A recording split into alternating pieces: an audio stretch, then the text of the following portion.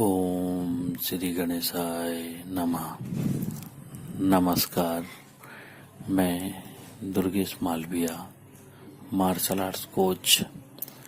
आज हम हमारी मार्शल आर्ट्स क्लास में बच्चों को भगवान श्री गणेश जी के प्रकट होने की कथा एक कहानी के माध्यम से सुनाएंगे और यह भी बताएंगे कि भगवान श्री गणेश जी ने कौन कौन सी लीलाएं किए हैं।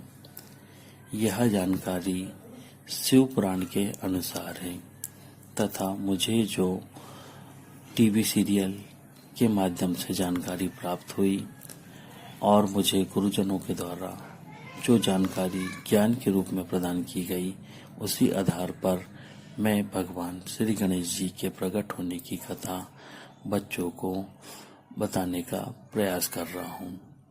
वीडियो आपको अच्छा लगे तो उसे लाइक, शेयर व सब्सक्राइब करना ना भूलें ताकि आपको आगे नोटिफिकेशन मिल सके। सब रेडी है बैठे? Yes sir. है ना। अब मैं बता रहा हूं आपको कथा। हमारा जो भारतीय इतिहास है या हमारी जो देवी देवताओं की, भगवानों की कथाएं हैं। अपन बात कर रहे हैं गणेश जी के जन्म के ऊपर कि गणेश जी का जन्म कैसे हुआ, कैसे गणेश जी अस्तित्व में आए, है ना, और क्या घटना हुई। तो सबसे पहले हमको ये जानना पड़ेगा कि शुरुआत कहां से हुई, है ना। तो शुरुआत कहां से होती है? सबसे पहले पूरी दुनिया में जब कुछ नहीं था, पूरे सब तरफ अंधेरा था, ना धरती थी, ना चांद तारे थे, ना ब्रह्मांड था, कोई नहीं था, सिर्फ एक शून्य था, शून्य पूरा। यह जानकारी हमको कैसे मिलती है? शिव पुराण, विष्णु पुराण, जो 18 प्रकार के पुराण होते हैं, सारे पुराणों का जब हम अध्ययन करते हैं तो यह पता चलता है जब धरती में कुछ नहीं था, शून्यकार था, तब एक ज्योति प्रकट हुई, एक शब्द प्रकट हुआ। कौन सा शब्द प्रकट हुआ? ओम। ओमकार एक शब्द प्रकट हुआ। जब शब्द आया ओम, तो ओमकार शब्द से एक ज्योति की उत्पत्ति हुई जिसमें से शिव बाहर आए, शिव अस्तित्व में आए।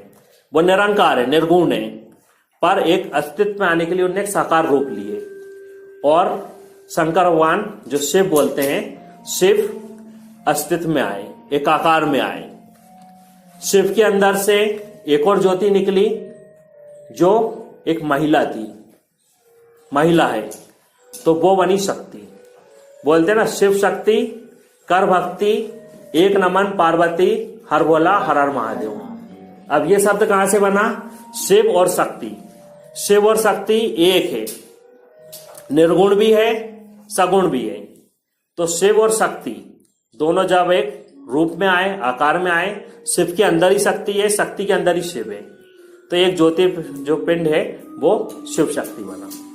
जब शंकर भगवान अस्तित्व में आए, एक आकार लिए, सगुण रूप लिए, उसके बाद में शक्ति उनके शरीर से बाहर निकली और दोनों में वार्तालाप हुआ कि अब हमने आकार लिए हैं तो हमको कुछ निर्माण कार्य करना चाहिए। तब निर्माण कार्य चालू हुआ। तो निर्माण कार्य के लिए भगवान ने सबसे पहले रचना किए कि हमको कुछ निर्माण करना है। तो शंकर भगवान की इच्छा से क्षीर सागर में भगवान विष्णु का प्रादुर्भाव हुआ। भगवान विष्णु कौन है? जो पूरी दुनिया का पालन करते हैं। अब भगवान विष्णु जी के नाभि कमल से, नाभि होते ना, सबकी नाभि होती है, नाभि से एक कमल पुष्प निकला। कमल पुष्प से ब्रह्मा जी अस्तित्व में आए। बाद में दोनों में वार्तालाप हुआ, आप कौन हो, हम कौन हैं। तो उनको एक शब्द सुनाई दिया गया कि आप दोनों मेरी इच्छा से अस्तित्व में आए हैं, तो आप लोग मेरे ज्योतिर्लिंग, जो ज्योतिपुंज है, इसके अंत का पता लगाएं। तो जब भगवान शंकर भगवान के जो पता लगाने के लिए ब्रह्मा जी ऊपर की ओर गए, ब्रह्मा जी नीचे की ओर गए और विष्णु भगवान ऊपर की ओर गए। काफी लंबी उन्होंने यात्रा किए, पर वो ज्योतिर का पता नहीं लगा पाए कि ये शिवलिंग कितना लंबा है, इसकी लंबाई दूरी क्या है।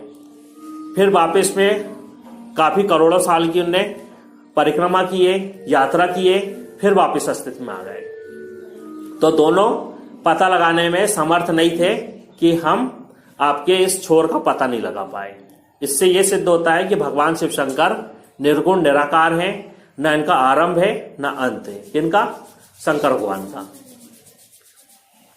ब्रह्मा जी ने थोड़ा सा झूठ बोल दिए थे कि मैंने आपका आखिरी पिंड का पता लगा लिया, पर बाद में प्रूफ हुआ कि ब्रह्मा जी ने गलत कहे थे, कि वो पता नहीं लगा पाए थे, पर उन्होंने गलत कह दिए थे। पर विष्णु भगवान ने कहे कि मैंने आपके ज्योतिर्लिंग का पता नहीं लगा पाया, छोर का पता नहीं लगा पाया। तो उस दिन से वो कौन हो गए? सत्यनारायण हो गए। पहले नारायण थे, सत्य बोलने के कारण सत्यनारायण हो गए। तो ऐसे ब्रह्मा विष्णु महेश तीनों देवता आए। शंकर भगवान के अंदर शक्ति माता थी। शक्ति माता ने बाद में सती माता के रूप में जन्म ली। बाद में शंकर भगवान से विवाह हुआ। उनके जो पिता थे दक्ष प्रजापति, उनने शंकर भगवान को कुछ अपशब्द कह दिए थे। इस कारण सती माता ने अपने शरीर का त्याग कर दी थी। और फिर बाद में सती माता ने पार्वती माता के रूप में हिमालय राज के यहां जन्म लिया। फिर एक समय में क्षीर सागर में समुद्र मंथन हुआ। समुद्र मंथन से सब रत्न निकल रहे थे, तो माता महालक्ष्मी समुद्र मंथन से निकली। विष्णु भगवान ने उनको वरण किए, तब से लक्ष्मी नारायण हो गए। लक्ष्मी जी के पति कौन हो गए? नारायण। तो लक्ष्मी नारायण हो गए। शंकर भगवान की शादी पार्वती जी से हुई तो शिव पार्वती हो गए। ब्रह्मा जी की पत्नी कौन है? सरस्वती माता, ज्ञान की देवी। हम पूजा करते हैं, तो सरस्वती माता कौन है? ब्रह्मा जी की पत्नी। तो ऐसे 3 देव हैं, 3 देवियां हैं। अब बात करते हैं अपन गणेश जी के जन्म के विषय में। गणेश जी का जन्म कैसे हुआ, है ना? तो एक समय में पार्वती जी स्नान करने के लिए हिमालय में रहते थे। ये हिमालय पर्वत था। जी, वो पार्वती जी को किसी ने वो दिया था ना, श्राप किया, बोले तुम अपने गोद से एक भी बच्चा जन्म नहीं दे सकते। नहीं, ऐसा तो कुछ ऐसा मेरे को संज्ञान में नहीं है। पर ये था कि जो हिमालय पर्वत क्षेत्र पड़ता था, पूरा खुला क्षेत्र था, वहां कोई छत था, पर कंदराएं रहती। हिमालय में गुफाएं हैं, शंकर भगवान जी का बैठने का स्थान है, पूरे नंदी महाराज रहते, सारे लोग रहते। जब पार्वती जी का विवाह हुआ, वो शिवलोक में आकर रहने लगी भगवान शंकर जी के साथ में। तो पार्वती जी कई बार स्नान करने जाती थी, तो उनकी जो गुफा या कुंड होता था, वहां पर वो स्नान करने के लिए जाती थी। अब कोई अचानक व्यक्ति ना आए, इसलिए वो पहरे पर नंदी महाराज को बिठा देती थी कि नंदी आप यहाँ पर पहरा दो, ताकि कोई नहाते समय हमें डिस्टर्ब ना करे, परेशान ना करे। उस बीच में 1-2 बार ये हुआ कि शंकर भगवान जी का आना हुआ। नंदी महाराज उनको रोकने की हिम्मत नहीं कर पाए, कि शंकर भगवान को मना नहीं कर पाए कि आप अंदर ना जाएं, माता स्नान कर रही हैं। शंकर भगवान डायरेक्ट चले गए। तो पार्वती जी को कहीं ना कहीं लगा कि मेरे को सुरक्षा के लिए किसी और को नियुक्त करना चाहिए। तब उन्होंने चिंतन की, विचार की, और अपने शरीर से जो मैल निकलता था, शरीर से मैल निकला, उस शरीर के मैल से, मिट्टी से एक आकृति बनाई, एक बच्चे की आकृति बनाई पार्वती जी ने। पार्वती जी कौन है? आदि शक्ति है। सारी ब्रह्मांड की जितनी भी शक्तियां हैं वो पार्वती जी के अंदर है। पार्वती जी को प्रकृति भी कहते हैं, प्रकृति है। जितनी सार के घटनाएं हैं, महिला शक्ति का केंद्र पार्वती जी है। आदि शक्ति दुर्गा माता, उनके 9 रूप, जितनी माता शक्ति है, सबका आधार स्तंभ कौन है? पार्वती जी है। पार्वती जी ने अपने शरीर के मैल से एक बच्चे की आकृति बनाई और बाद में उसमें प्राण प्रतिष्ठा की। तो वो मूर्ति क्या हो गई? सजीव हो गई और एक बच्चे के रूप में माता के सामने आ गई। अब पार्वती जी के मैल से उनका जन्म हुआ था, जो खुद आदि शक्ति हैं, उनके अंश से जन्म हुआ। तो पार्वती जी ने उनको विशेष प्रकार की शक्तियां दी अपने पुत्र को, और एक हाथ में उनको एक दंड दी, शक्ति दी कि तुम ये मार्ग की रक्षा करो, किसी को भी अंदर प्रवेश करने नहीं देना। अब माता ने आज्ञा दी थी, तो गणेश जी, उनका नाम क्या रखी उन्होंने? गणेश। जब उनको अस्तित्व में आए तो उन्होंने पूछे कि माता मेरा नाम क्या है? तो उन्होंने बताया कि तुम्हारा नाम गणेश है और तुमको यहाँ पर द्वार की रक्षा करना है, किसी को भी अंदर नहीं आने देना है। अब माता की आज्ञा है, वो द्वार पे रह गए। बाद में पार्वती जी स्नान करने के लिए चली गई। शिवगढ़ में नंदी आए, उनने देखे कि ये बच्चा कौन है, हटाने उनको बोले कि तू यहाँ कैसे आया, तो उन्होंने कहा कि भाई माता की आज्ञा है इसलिए मैं यहाँ पैरे पे बैठा हूं, तो मुझे यहाँ से मैं हटूंगा नहीं, किसी को अंदर भी नहीं जाने दूंगा। नंदी महाराज की और गणेश जी के बीच में बातचीत हुई, विवाद हुआ, युद्ध हो गया। युद्ध हुआ, नंदी महाराज घायल हुए, चले गए। शिवगण आए, शिवगणों के साथ में भी गणेश जी का विवाद हुआ। अंदर जाने के लिए उनको रास्ते से हटाना चाहे, पर वो माता की आज्ञा से द्वार पे खड़े थे, इसलिए माता की आज्ञा का पालन करते हुए उन्होंने युद्ध किए और किसी को भी द्वार से अंदर नहीं आने दिए। शंकर भगवान जब आए तो शंकर भगवान को भी उन्होंने रोक दिए। शंकर भगवान को पता, ऐसा तो नहीं था कि शंकर भगवान को पता ना हो कि ये मेरा पुत्र है।